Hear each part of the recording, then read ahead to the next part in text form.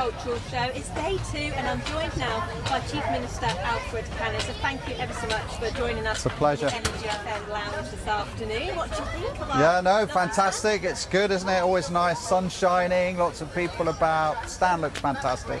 And I know we were just saying how hot it was today, but it's a lot better too having to wear wellies and the coat and being wet straight through. Yeah, absolutely, absolutely. And it's, you know, great. It's always a real community occasion, the agricultural show, and far better when the sun is shining, I can tell you. And having experienced some of the wet ones, it's, yeah.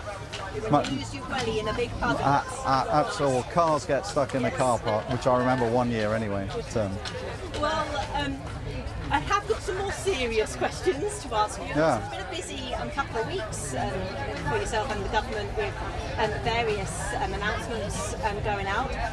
One of them was the 15-year strategic plan. So you have recently put together what it is you're looking to achieve in the next 15 years. So can you tell us what are your plans for the younger demographic on the island?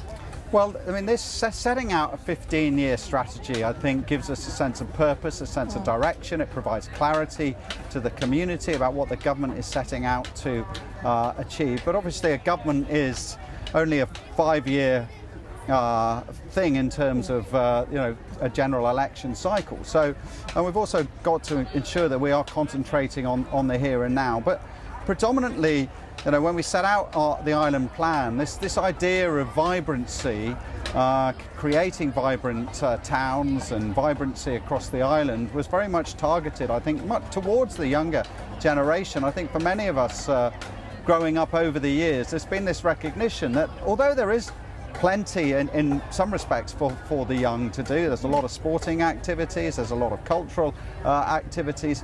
Still, I mean, in certain areas of the island, perhaps the vibrancy that you find in other comparable regions, in our neighbours, in some of our townships, is just not there. And I think very much we need to keep focused on ensuring that we have that vibrancy, and it comes from many different sources. But that is really part of this overall vision of growing the island, making sure that we are within that growing the working population. And in terms of what that will mean is regeneration, I believe putting more people back into living in towns, and I hope that we'll see the cultivation around that of the sort of retail and hospitality and leisure industries that will all combine to make it an attractive place for everybody, but also particularly for the young. Okay, and one of the other major announcements we've heard over the past couple of weeks is the climate change plan. Now, this has been a bit long and waited for with the Manx government. There has been quite a lot of holding back in some ways to actually get us to a position that maybe even like the UK is in with the climate change plan. So when are we actually going to start seeing things like wind farms in the ground on the Isle of Man?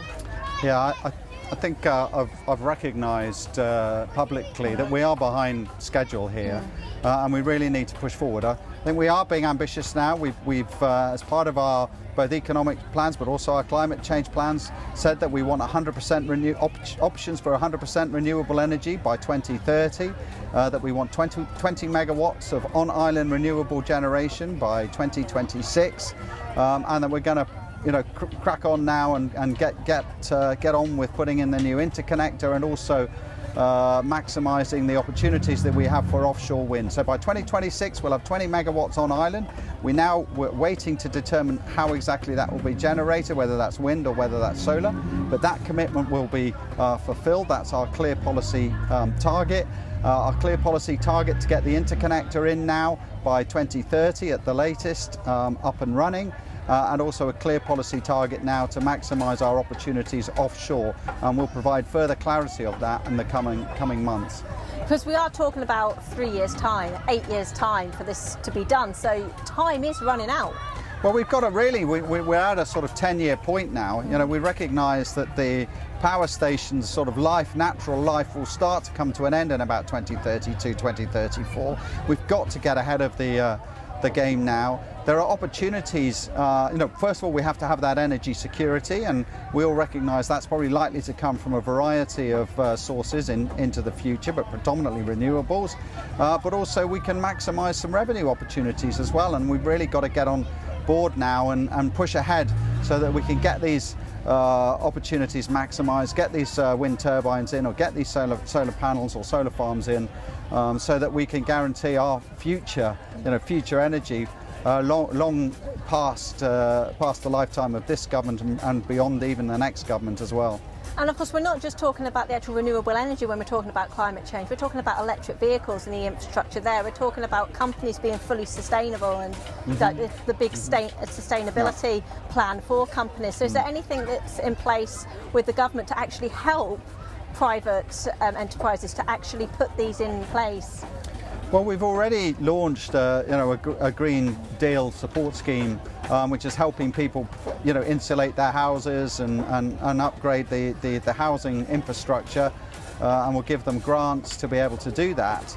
But we do need now to make further progress. I think the climate change plan outlines with it a roadmap where we expect to be achieving certain targets, and we do need to consider how best to support the community, change their lifestyles, and also ensure that we have in place the right infrastructure. There's still quite a lot of work to be done to roll this out. We've put aside money to be able to achieve this, and bear in mind, of course, just before this government, the last government, when I was Treasury Minister, acknowledging that there was a lot of work to be done, we did go out and get ourselves a sustainable bond, extremely low interest rate on that, and so that money is also available to help us do it. So we've got the foundations in place. We just now need to speed up really and be clear and get greater clarity on what this means for infrastructure across the island and how we're going to help people and support people make these changes. But some of work has already started, and I think there's a fundamental important part was to make sure that we had this renewable energy plan transition clear in our minds, and I think we're getting closer and closer to achieving that, as we've already discussed. Okay, and the past couple of weeks then for Manx residents, it does all appear to be a bit doom and gloom when we think about coming into the winter with gas prices going up, fuel going up, cost of food going up. What reassurance can you give the Energy FM audience that actually they're going to be okay this winter? Well, it's going to be tough. I think we can clearly see that the cost of energy is going through the roof. In fact, the latest announcements and the latest information that we're getting is going to be even higher in terms of pricing than even we expected 3 or 4 months ago. So we recognise that. We've already taken steps to protect the most vulnerable. In fact, we've already given, a lot of your listeners will have received a £300 energy support payment in the last couple of months that we've paid alongside the child benefit, those receiving child benefit, those on more exposed, more vulnerable individuals on the island who are also receiving other benefits like winter fuel bonus payments have been receiving extra money as well. So we've allocated almost £7 million already in support. What we are now considering is how best we can support the wider community, because it's not just the gas price that's been announced. We're expecting a heavy increase in the electricity price imminently.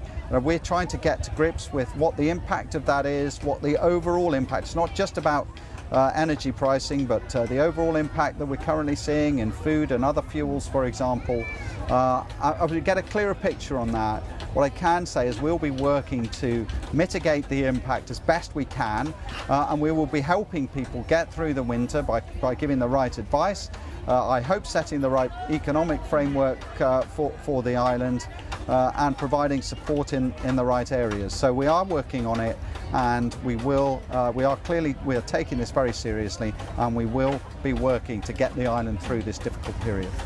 And which brings me to my final question is, where is the money going to come from with this? You've had COVID, you've had 2 years of various COVID payments, support payments that have gone out. You've mentioned that the climate change bill is allocated, that money is already allocated. But to achieve your strategic 15-year plan and to support people in the short to medium term with these energy costs and just cost of living crisis in general, where is the money going to come from? Well, it's a really good question. In terms of, we've already been through a 2-year period where we've estimated the overall cost of government have been £150 million of direct costs and probably £150 million of indirect costs as well. We have a real challenge on our hands. I think we are running a deficit in terms of the balance of payments that are coming into Treasury.